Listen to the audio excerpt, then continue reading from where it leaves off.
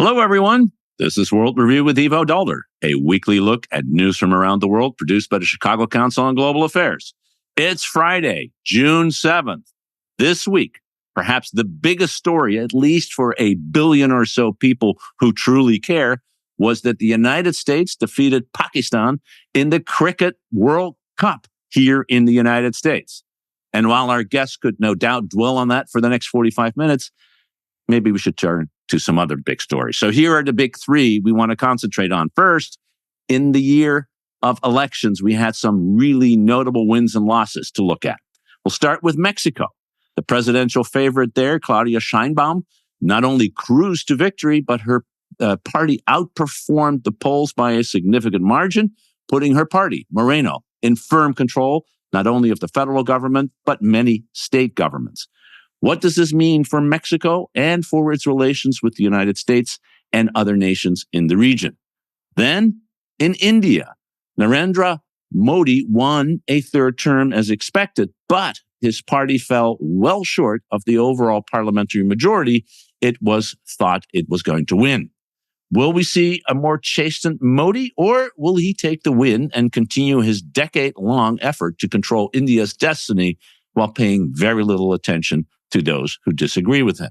And finally, sticking with our theme this week at looking at domestic politics, Israel's cabinet is in a frenzy following the speech by President Biden last week outlining a path to ending the war in Gaza.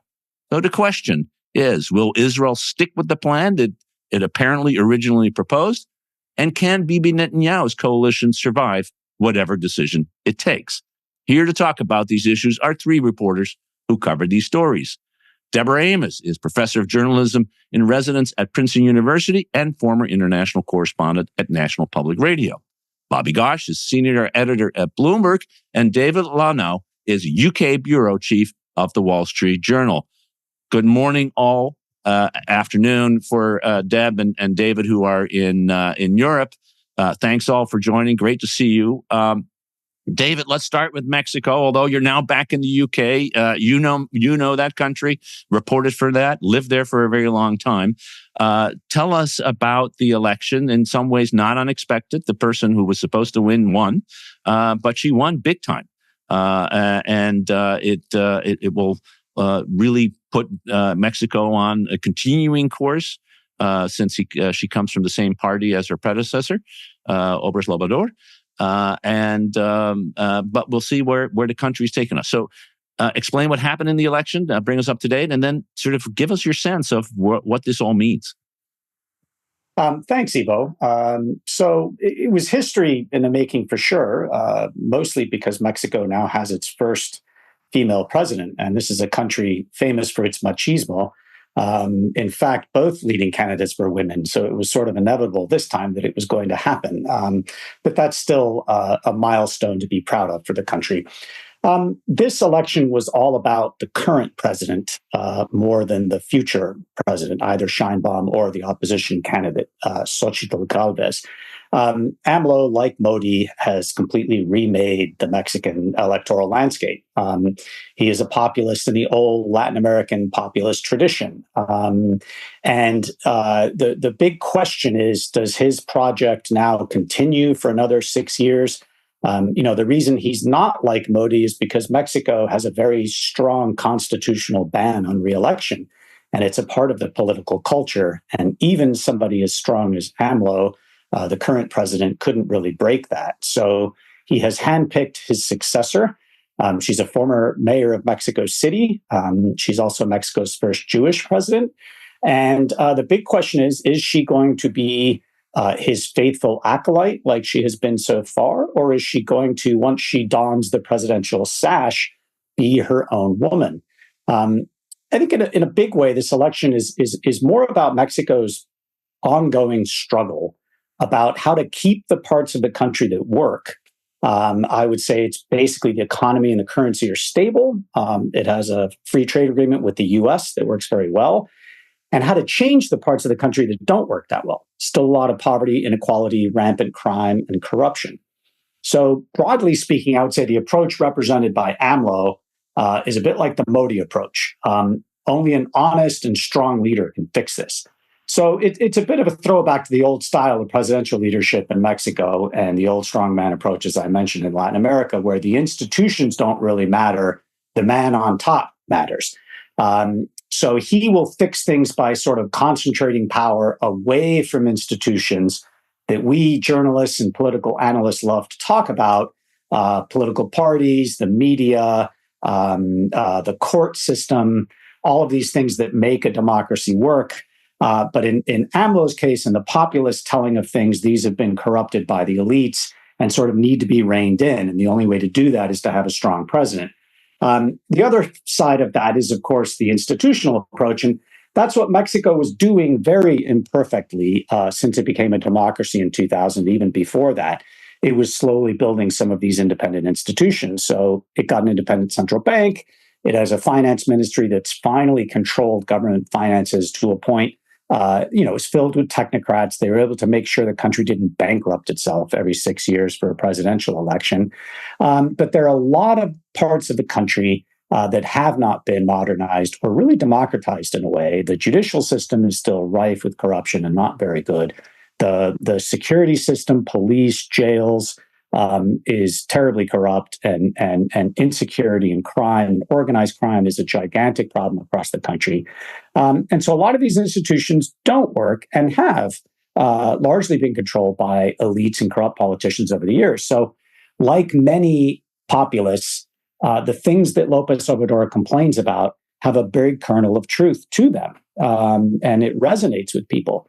The question is, what's the best path to try to fix that? So getting back to the election, Sheinbaum won by 30 percentage points. This was quite a bit bigger than most people expected, and it handed Morena, the ruling party, outright controlled 2/3 majority of the lower house and very close to a 2/3 majority in Senate. This basically means that they can push through some pretty sweeping constitutional changes that AMLO has been trying to do over the last 6 years, but has been blocked from doing by these same institutions that want to try to defend checks and balances. So the Supreme Court has knocked back a lot of his plans. Some of these include, and this will sound familiar to those who follow populists in other parts of the world, getting rid of the election agency, which helped Mexico sort of become a recognized democracy, allow for election of judges, including the Supreme Court. So the government would put forth a slate of candidates and people would vote on those candidates. But, it would turn out to be basically handpicking the candidates because the government gets to pick the initial slate, and surely turnout would be quite low. So these are very controversial. And the big question for Mexico now, and what financial markets are looking at, is Sheinbaum going to push through AMLO's changes, or is she going to push back a little bit and try to not do these? And that's going to have big consequences. I mean, one of the things that she needs to try to do is tackle a Mexico, an economy that's stable and doing okay, but it's basically treading water at a time when it could really be taking off because of nearshoring, because of the fight with the U.S. and China. Mexico is the country that's best placed to take advantage of that. AMLO has not, because one of the changes he's done has been to boost the state control of the energy sector. So energy prices in Mexico are quite a bit higher for manufacturers. Pemex now has, the state oil company now has $100 billion in debt. So she faces some real problems that need to be fixed. Markets will be looking at both these reforms and whether or not she can actually fix some of these problems going forward.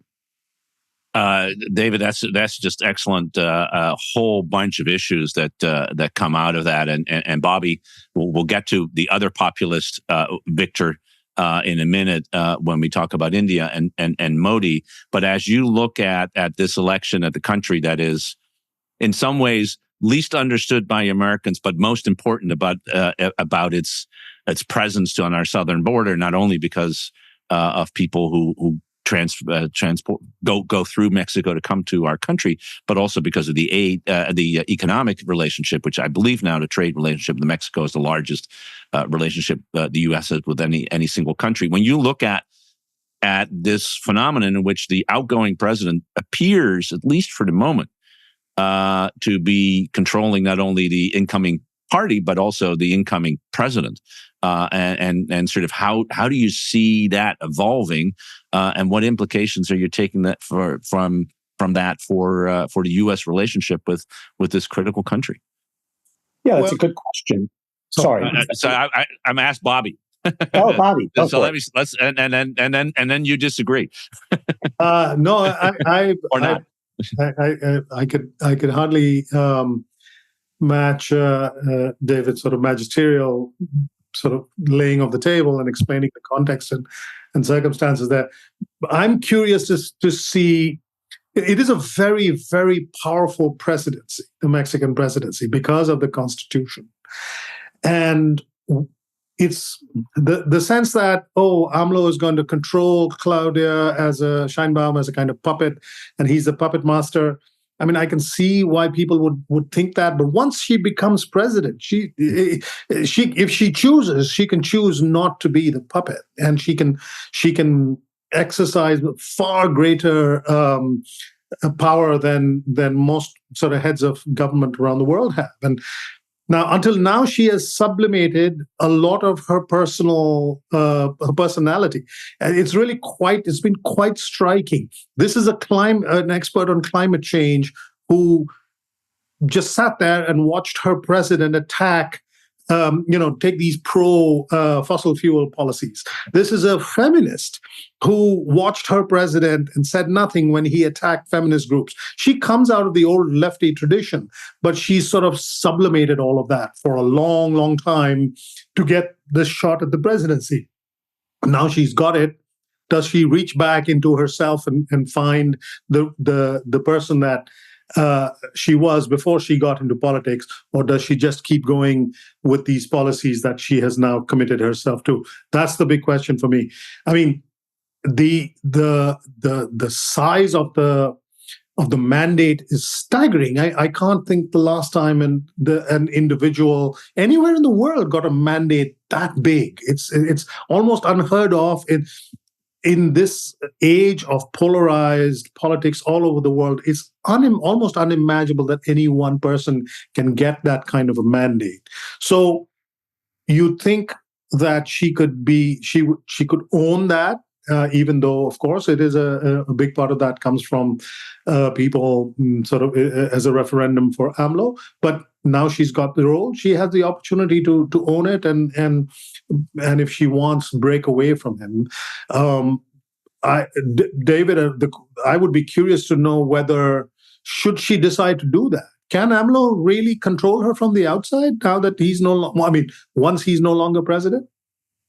Yeah, Bobby, I think you've identified sort of the crucial issue. And you are right in saying that, in Mexico, the person that dons the sash has a lot of power, and they tend to use it. I mean, this is a country where we've had incoming presidents sometimes go after their predecessors' allies, including family members, and jailing them and really stamping their own authority on the office quite quickly after taking over. In the case of Claudia, she's obviously unlikely to do something quite so dramatic, but she does have an opportunity, as you say, to sort of go back to some of these policies. In particular, when you mention the climate, her being an environment activist and being a climate scientist, AMLO essentially shut down what was an incredibly impressive performance by Mexico in rolling out renewable energies. Mexico racked up the world record in terms of the cheapest kilowatt hour price in an auction for both wind and solar. And really, it's the kind of country where you could just take renewable energy and absolutely run with it. And again, that would help lower your electricity costs and improve your manufacturing competitiveness and have lots of second order effects that improve the environment. And AMLO stopped all that short because he's very wary of private investment in the energy sector. It's something that he has a long-standing issue with. So, will Claudia turn that around? I would expect her to move in that direction. How quickly she can remains to be seen. There's one additional wrinkle here that I didn't mention that is a factor. AMLO will be president, thanks to a quirk in Mexico, for a month before he hands over power to Claudia with the new Congress. So he could pass a lot of these reforms in the last month on his way out, take the political cost, and then Claudia comes in with sort of a clean slate and starts to sort of moderate things. So again, we'll see what happens, but it's a very good point, Bobby, and a fair one that I think, in Mexico, people tend to be their own person, their own man, their own woman. I'm interested in her policies on immigration. We have an election in the U.S. coming up. It's going to be one of the hottest topics between the candidates. Does she play ball with the U.S.? Does she put some brakes on the overwhelming numbers of people who are coming through Mexico? How much does she talk about it? Does she have a plan? That's a good question. It wasn't an issue on the campaign trail. It's obviously a big issue in the U.S. In Mexico, they're more concerned about the economy, crime, other issues. I would say she's very likely to continue. Most Mexican presidents, regardless of their ideological sort of direction, have been quite good about cooperating with the U.S. on the immigration topic. And AMLO, kind of surprisingly, everyone thought when he got elected and Trump was elected that there were going to be fireworks between the two. But actually, they sort of saw eye to eye on a lot of things. And I think they understood each other in a way that a lot of these alpha male leaders kind of understand each other. And so AMLO was surprisingly willing to sort of bend the knee or not argue back on immigration and help the U.S. try to control the flows. Remain in Mexico happened, and Mexico sort of put up with hosting a lot of asylum seekers for many months. So it is a good question. I think, she's going to be challenged by this because obviously the problem is just going from bad to worse. When Mexico cooperates and when Mexico squeezes those flows, there's a noticeable effect at the border. The numbers of asylum seekers go down. So Mexico can move the needle. And, Mexico can also use it as sort of a cudgel on the states. If they want something back, they loosen things up and more asylum seekers filter through. And then the U.S. says, hey, well, maybe we should, work on this, or we'll give you that. And then Mexico will tighten things back up. So Mexico has a huge role in that issue. I think, Deb, the question is exactly right, because not only did AMLO not oppose the Trump policies, but he's also been absolutely critical in the last few months to stemming the flow of migrants across the southern border, which is now, in this case, helping Biden. And if she's coming in, I guess October 1st, right, as president, which happens to be 5 weeks before our election, whether she continues that policy or not may actually have a huge impact on the flow of people, and therefore on the U.S. election on November 5th.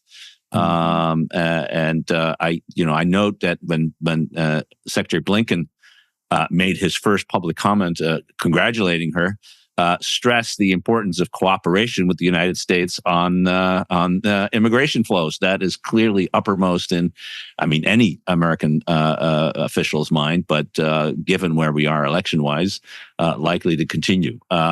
Fascinating stuff, David.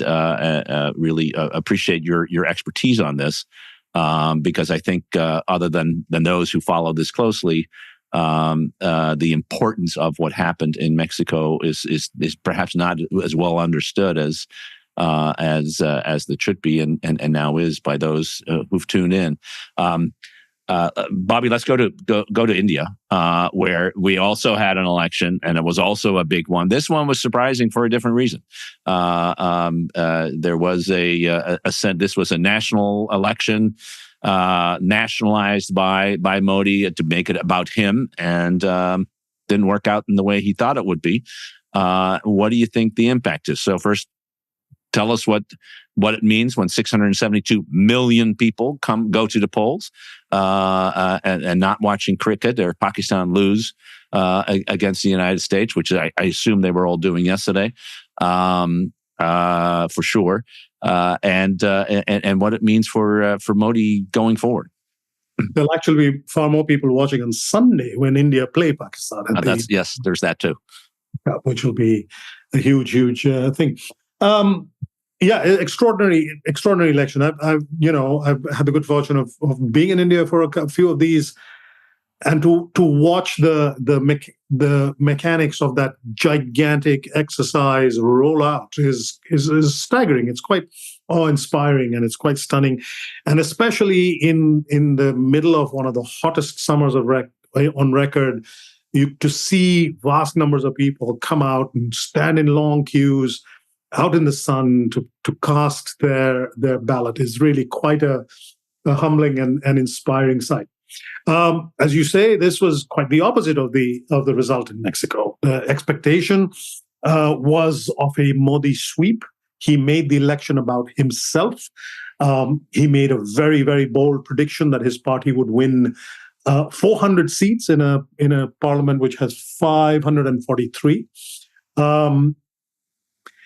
And instead, his vote share shrank, and the seats that his party, the BJP, has in parliament fell to below the majority. And so he will get a third term as prime minister, but as a head of a coalition government, which is a completely new situation for him. He is very much, although India has a British-style prime ministerial form of government, Modi has run it like a president. He's abrogated he's given himself more and more power and run it out of the prime minister's office as if it were the presidential palace. And now to have to deal with partners who have the ability at the turn of a dime to basically bring down his government, that will require a change of almost personality that is quite hard to fathom, quite hard to see play out. Right? That's not his personality at all. He's not a conciliatory man. He's not a man who asks other people's opinion. And certainly when given one, he's not a man who follows other people's opinion. So this will be a huge, huge challenge for him.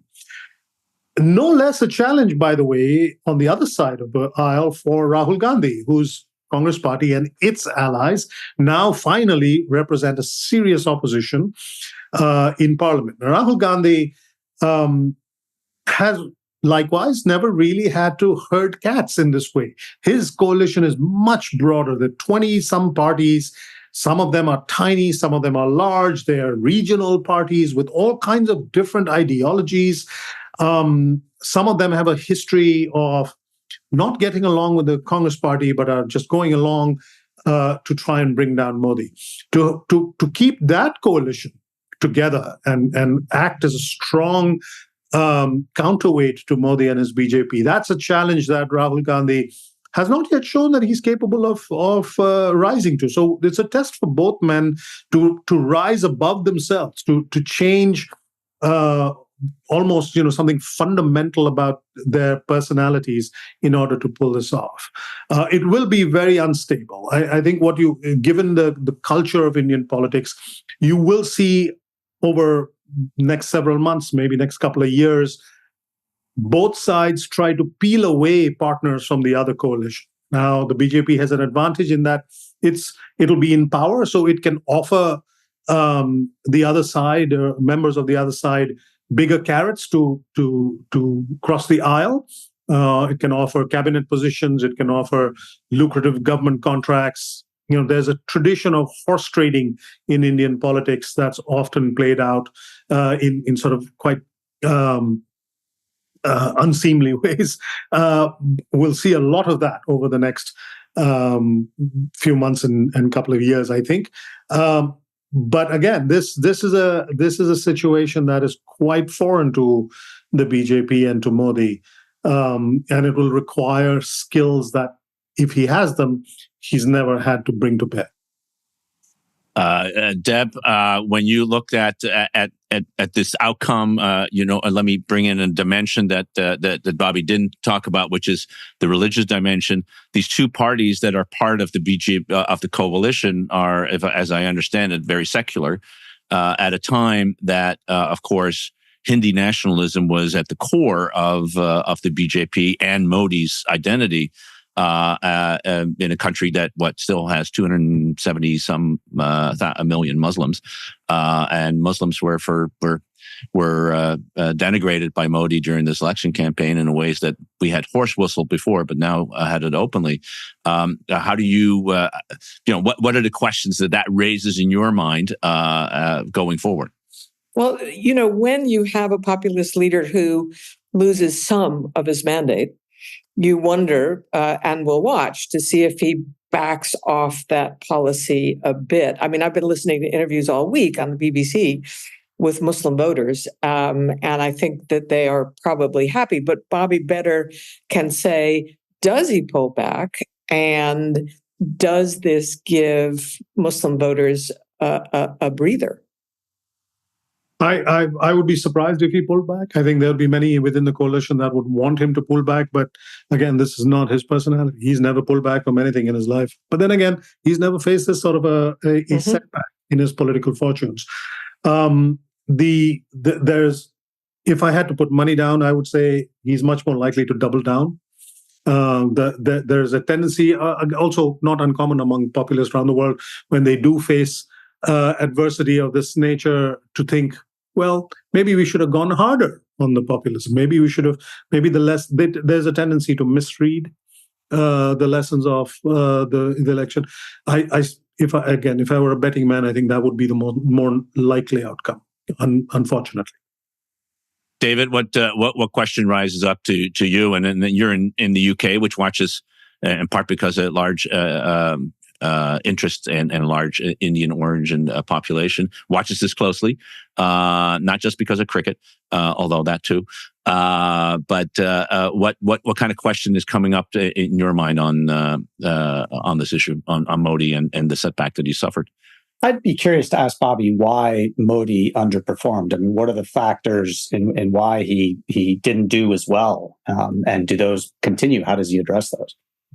We've seen this happen before in elections in India. There is, he was going for a third term. That's very rare in Indian history. There is a anti-incumbency tendency that sets in. There is a And let's be clear. There's a strong rejection of the cult of Modi making the election mostly. The last two elections that Modi won were much more about give me power so I can make your lives better. Give me power so I can fix the economy. Give me power so I can tackle corruption. But after you've been in power for 2 terms, those messages may not seem adequate. So this time he made it much more about give me power because I'm Modi. And also, as Deb pointed out, he leaned into that anti-Muslim bigotry very, very hard. And so the outcome, you have to conclude, is a rejection of both those things, the cult of personality as well as this bigotry front and center. But there's also the economic damage. Modi, for the last few years, has been presenting India as this great economic success. The growth rate is among the fastest in the world. No small achievement for such a large economy. And they've been making a big deal out of the fact that India now has all these billionaires. And the messaging has been, look, we've been creating wealth. Unfortunately, for huge numbers of Indians, 600, 800, depending on 600 million or 800 million, depending on how you slice and dice it. They've been left out with all this in all this economic success. That 6, 7, 8% growth that India has every year, it's a jobless growth. The economy is not creating new jobs for the tens of millions of young Indians who come into sort of the working age every year. It's hard to sweep all of that under the carpet. And like Deb, I've also been watching for the last 2 months, because this was a long election process. I've been watching vox pops on YouTube of people just going up to people all over the country and asking them what their concerns were. And there was a strong sense that people were not satisfied with their economic lot. And why should they be? That they were not amused by this idea that, India now has 200, 300 million billionaires. They're not getting a piece of that action. They were not satisfied with that. The question was always going to be, would Modi's personal charisma and would this sort of anti-minority bigotry, would that be sufficient to overcome people's dissatisfaction? Apparently not. Can I ask one more question and it goes to both Mexico and India. And I heard this over and over again in both election campaigns. Women don't feel safe, not in either country. And I wondered how that played into the campaign. In Mexico, you have a feminist president. In India, you don't. And are both places willing to address that? Great question. And do we have anything on voter data in either country in terms of gender outcomes, whether there was a big gap in between how women and how men voted? Bob, you want to start on India? I have not seen data on voting patterns. I would be surprised if there was a big difference. That's not been the tendency in India. But I will say this: very, very low representation in the new parliament for women. It's lower than it has been in recent years from both sides. Strikingly from the Modi coalition, but even from the Congress party, there have been fewer candidates and fewer candidates who won and are in parliament. This does not bode ill. India does not bode well. India is a rare exception among developing countries or sort of bigger economies where the proportion of women in the workplace has actually shrunk, which is quite a remarkable thing. It sort of challenges all kinds of certainties around the world and things that used to be certainties in India only half a generation ago. Fewer women are in the workplace. All kinds of explanations attend that, including the idea of safety.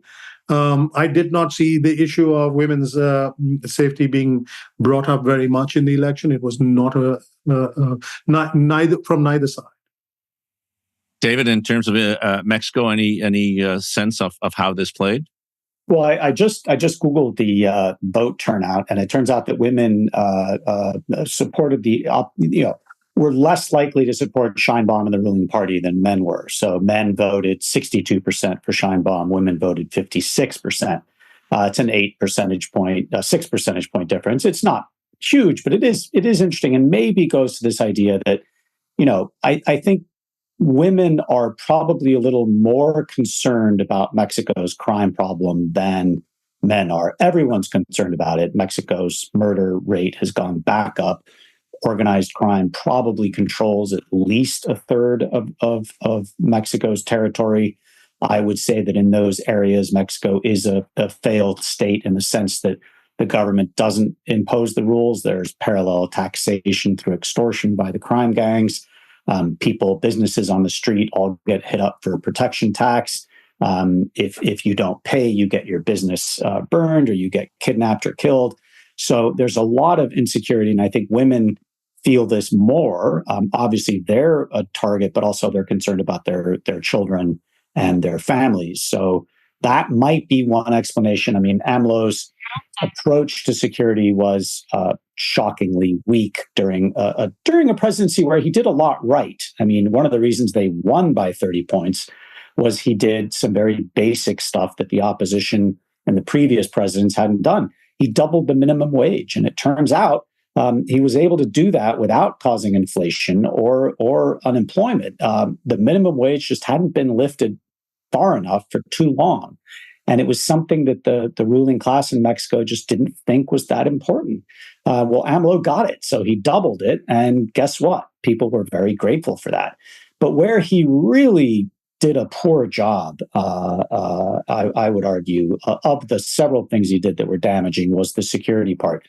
He basically ignored the efforts to build proper police forces and to tackle crime through an institutional matrix. He wanted to go about it by striking deals, by doing what old Mexican politicians used to do, which is, I'm here in the president's chair, you're a cartel over here, I'll strike a deal with you to help you over your rival, but just don't kill too many people, don't sell the drugs here at home. It's an old school approach, and it's failed. Mexico spends less than 1% of its GDP on defense, public safety, the judicial system. And guess what? It's terrible. You get what you pay for. So, the country needs to start taking that seriously. It took Colombia spent 6% of GDP on security and turned things around. Chile spends a lot. Israel obviously spends a lot. If you don't spend money on these things, they're not going to improve. And I think for women in Mexico, they're the most vulnerable people on this. They're on the front lines. Fascinating and important stuff. I would one thing to close out this section on elections that I think it's important to note. Number one, we had close to in these two elections, we had some 750 to 800 million people going to the polls peacefully and casting their vote. Number two, in both cases, the vote were counted within a day, which is quite remarkable. And number three, the election results were accepted widely by all parties without anybody talking about rigged this and rigged that. So this was the first election López Obrador has ever been involved in where he did not try fraud. And you does make you wonder, if he had gotten rid of the election agency, would the 30 percentage point margin that Sheinbaum won have been called into question more among Mexican civil society? And in a way, having that impartial referee is what made everybody accept the result. So, careful what you mess with on these things. Well said. And I think it's a lesson for Americans, as well as in other places. In South Africa, of course, where we also had a huge election, there is all kinds of questioning, although only by the side that won, but wanted to win bigger in this case. Deb, let's spend the last few minutes on an issue that we've spent a lot of time on the show, but it is important. The president laid out a new peace plan that would supposedly lead to the end of the war in Gaza. It really has created quite a upheaval inside Israel, as well as, by the way, I think inside the United States in some ways, politically. Tell us where what the debate is really about, and how do you think this will play out in the next few days and weeks? So in a way, this peace plan unveiled about a week ago was a surprise to the Israelis. U.S. officials say they didn't really spell out what they were going to do, but they are very clear that this is an Israeli plan. Now, what U.S. officials say is they believe it's the last chance for Israeli hostages to return alive. And let's remember that there are 8 U.S. citizens among those who are held. So the first response comes from Hamas midweek, and they say they are going to consider it positively. That was a good sign. The Israeli Prime Minister has done his best to send conflicting messages, even though it's his plan. He's under pressure from extremists in his coalition. They threaten to leave the government and could bring it down if Netanyahu agrees to a ceasefire. So let's talk about the first part of the plan, because that's the one that has some potential for going through. Both sides would observe a 6-week ceasefire. Israel would withdraw from major population centers, and some Israeli hostages would be released. Women, the elderly, and the wounded. The hostages would be exchanged for hundreds of Palestinian prisoners and detainees. Those names have not been negotiated. So the biggest gulf is in phase 2. That's where the devil is in the details. It calls for the end of hostilities. Israel's troops withdraw from Gaza, and Netanyahu has said he is only prepared to discuss a temporary pause until Hamas is defeated. It's not clear what exactly that means. And he said anything short of that is a non-starter. By the end of the week, Hamas was saying, we need written guarantees on a permanent ceasefire. So that is what the negotiators are doing. They are still meeting, and they're trying to square this circle. Here's another complication. Netanyahu has not laid out a plan for what happens after the war. Who governs Gaza? Is it Hamas? Is it the Palestinian Authority? Is it prominent business people? Is it Arab troops who come in? It has not been laid out. And so one member of the war cabinet, Benny Gantz, said, if you don't have a plan, I'm walking out of here. we may see tomorrow, he's scheduled to give a speech tomorrow. We may see tomorrow has been his deadline.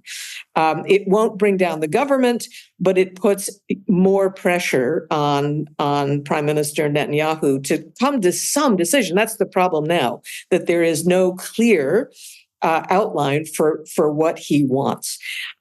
There's a couple of other things that play into this. One is violence is rising in the West Bank. There's been 500 Palestinians killed over the time of the Gaza campaign. And it has been mostly settlers who have chased Palestinians out of their farmlands. Villages have just emptied out because Palestinians are scared. And that is also a challenge to try to end this war. At the same time, the Israelis are talking about being ready to take on Hezbollah in the north.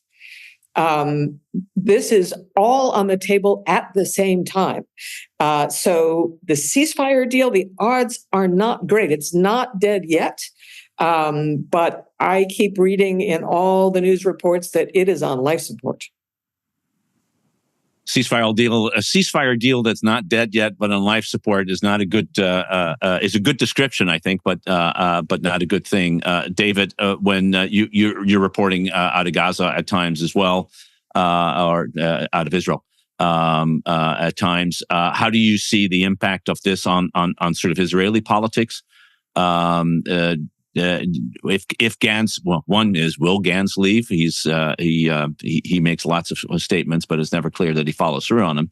And if so, when the partner that joined the war cabinet coalition in order to unite the countries decides that the time has come to leave, that must have some big implication for how Israel goes forward. Yeah, I think as Deborah was saying, as time goes on, it's only natural that moment of national unity, those months after the October 7 attacks, would start to fray, and we're seeing that now. Particularly, I'd be curious to get Deborah's take on this, but particularly with a president who has every incentive politically and in terms of his own judicial the cases that he faces in court, to extend the war as long as possible. So his incentives, I mean, he's laid out. There's one obvious problem with the peace plan is that Netanyahu and Israel have said from the beginning they want to destroy Hamas to prevent it from ever having the capability of launching another attack like October 7. Anything that leaves them intact, I think, not just for Netanyahu and not just for the right wing, but for the vast majority of Israelis is going to be unacceptable. So there's got to be a way to figure out how to, get the release of the hostages, eliminate Hamas as the overt political force in Gaza. They're going to pop up. I mean, this is going to be a whack-a-mole, I would imagine, for many months and years to come. But getting some sort of other political force in there. Now, as Deborah pointed out, the problem is there is no plan. Why isn't there a plan? It's not an easy one. It's not an issue that I would rush in to say, well, why don't you do this? I mean, there's a lot of things floating out there. One would hope that a mixture of the PA with Arab troops. I mean, there's things, but how are you going to get that done? It just seems, sadly, it's sort of the I've only been there twice to do reporting, but you sort of leave with a heavy heart because it looks like peace is just so difficult to achieve. But war is even worse. And that's what we've seen for the last 8 months. And the global reaction to it has been extraordinary. I have been 3 decades in the Middle East. I've never seen anything like this. And there are parts of members of the Knesset who say, "We'll step in.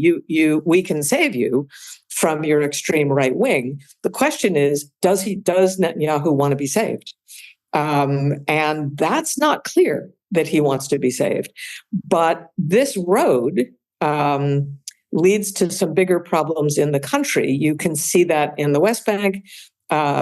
Those people have been empowered who want to move Palestinians, off their land. The West Bank is the gold. That is what settlers want to settle. And it looks like they think this is the last chance to do it.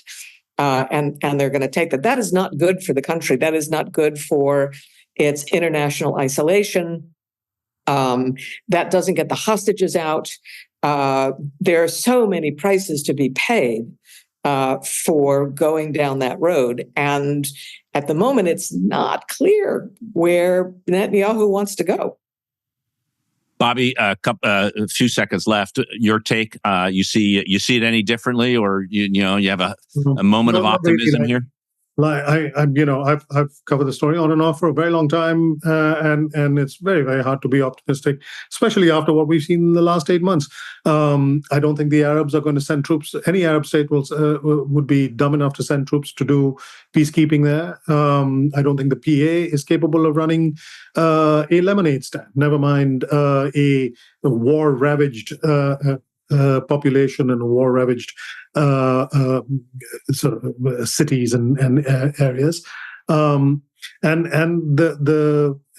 Netanyahu is not going anywhere. I can't count on even both my hands the number of times where I've been tempted to rule him out and think this is the end of the line for Bibi.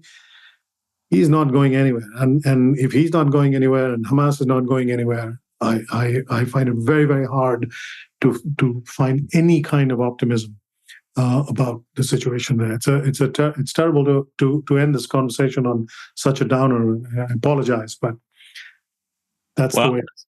I'll give you a bit of optimism. So just to there is this possibility that in fact the Hamas accepts this plan, and if Hamas accepts this plan, the Israelis have a choice. They can either become the ones who torpedo their own plan, which is kind of hard to do, or they accept it too, and you get into a new phase that may leave the far right to leave the cabinet. But as Deb mentioned, the opposition has said that they will support the government for as long as they are implementing the agreement.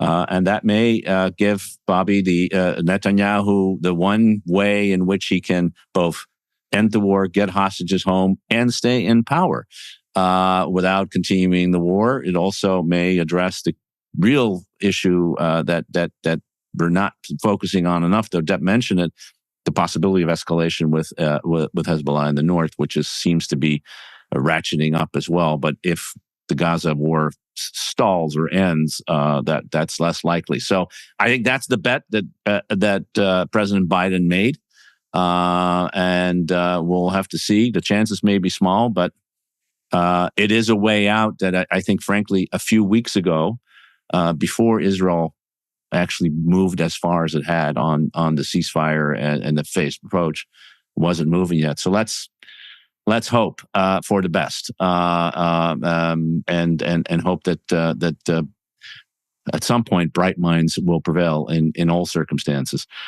Here, another fantastic conversation here. Bobby Ghosh of Bloomberg News, Deb Amos of Princeton University, David Luhnow of the Wall Street Journal. Thanks all three for a terrific conversation about a whole wide-ranging set of issues. Thanks for all of you for watching and tuning in. We'll be back next week with another edition of World Review. Until then, have a great weekend.